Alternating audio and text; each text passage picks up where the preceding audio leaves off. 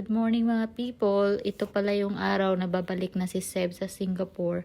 And pagkagising ko nakita ko yung cautions na pinasok ni D sa loob kasi umulan daw pala ng maaga. Tingnan nyo naman yung langit, makulimlim. And nung pagbaba ko, mahangin din sa backyard. For our breakfast, naisipan naming mag-order na lang ng takeaway para hindi na kami magluto. Masarap naman yung pagkain ng IHOP. Palagi kami dyan nag-order ng breakfast ni D. Then for our lunch, ayan, nag-prepare na si Seb ng mga potatoes. Binalot niya sa foil kasi ilagay namin yan sa griller. Pag-isipan namin na mag-barbecue na lang kami since meron kaming lamb chops na binili nung nagpunta kami ng Carrefour. Pag barbecue time, yan si D yung aking pinapaluto kasi nag-i-enjoy naman siya sa pag-iihaw.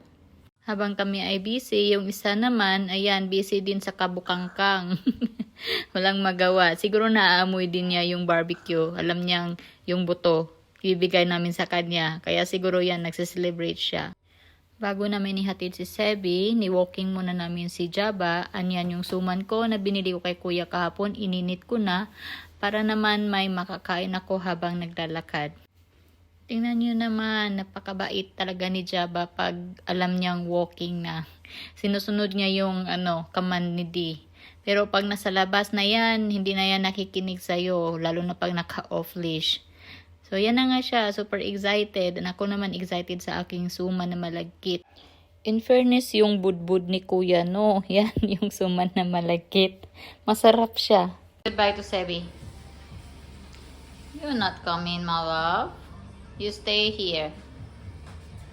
Alright. By the way, kind of need to leave. Nah, Jaba, no, coming. Jabba. Come here. Here. Get in. Jabba. Say bye, Sebi. We'll be back soon. Oh, you're a good boy. Bye-bye. Be a good boy. Don't Be good. E.T. Don't said. Be good. don't eat the crib. Please. Anyan na nga yung bata. Walang kaarte-ate. Nakadapa habang nagsusuot ng kanyang sapatos. And sinabihan niya pa ako na wag ko daw siyang asarin.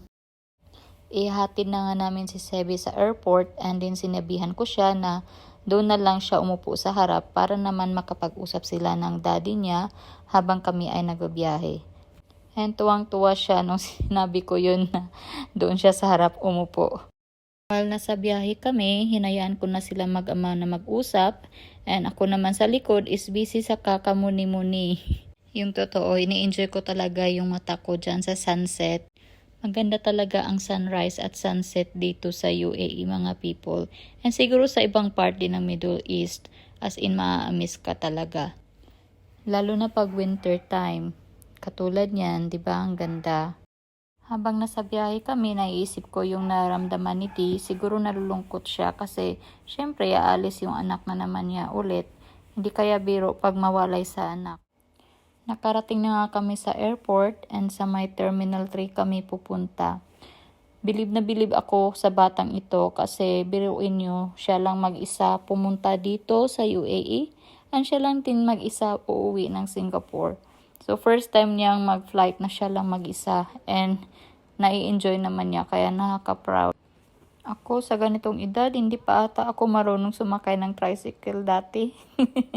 Iba na talaga ang mga kabataan ngayon mga people. Yung level of confidence nila ba to the max na kung tutuusin tayo nung mga panahon natin, namamayabas pa ako sa ganitong edad. While sila pa-travel na ng solo, sana all. Nasa labas pa kami ng airport nito, naglalakad papuntang loob.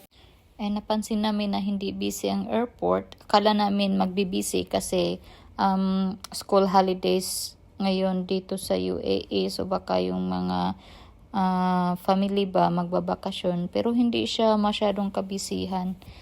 Dito na kami sa airport, guys. Yan. Uwi na siya sa Singapore. Siya lang mag-isa. Natid lang namin dito sa airport. It's not busy. Hindi busy, oh. Wala masyadong pasahero. Yan, naka-duster lang talaga ako dito sa airport.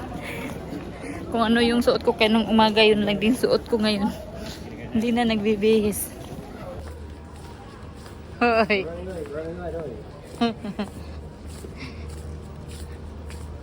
Okay. Okay. Okay, let me do everything. You're back. Hands off. I'm gonna close my eyes. Why are you closing your eyes? And then about Very good. how freaking confident I am. Is it allowed to record here?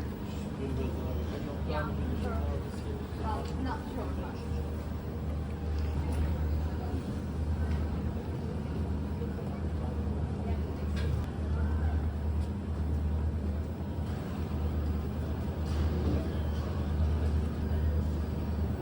Bye, back. Now it's time to say goodbye.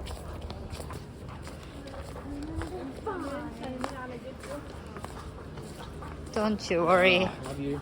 Love you. Is there a recruit? Can you send me a message? Give me a call. I won't answer. I'm watching June. Screw you. Love you.